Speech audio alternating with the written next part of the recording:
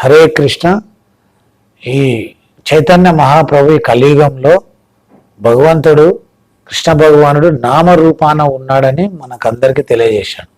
So అందువల్ల మనం హరే కృష్ణ కృష్ణ కృష్ణ హరే హరే, హరే రామ రామ రామ హరే హరే అనే ఈ మహామంత్రాన్ని ఎవరైతే ఒక్క మాల అంటే 16 మాలలు చేస్తూ ఉన్నారు ఇస్కాన్ దీక్ష సభ్యులు, సో కనీసం ఒక్క మాల ఎవరైతే 108 పూసలు నేటి చేస్తారో వాళ్లకు యజ్ఞంలో కూర్చొని ఆ యజ్ఞంలో ఆ శ్లోకాలను మంత్రాలను జపించేటటువంటి అర్హత ఎవరికైతే కలిగి ఉంటుందో అలాంటి అర్హత ఈ హరే కృష్ణ మంత్రాన్ని ఎవరైతే జపిస్తారో వాళ్ళకు అంత పుణ్య కార్యక్రమం కూడా జరుగుతుందంట.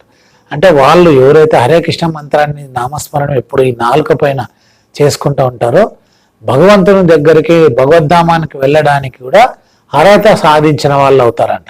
కాబట్టి భక్తులు దీన్ని ఫాలో అవుతారని నేను ప్రే చేస్తున్నా. హరే కృష్ణ.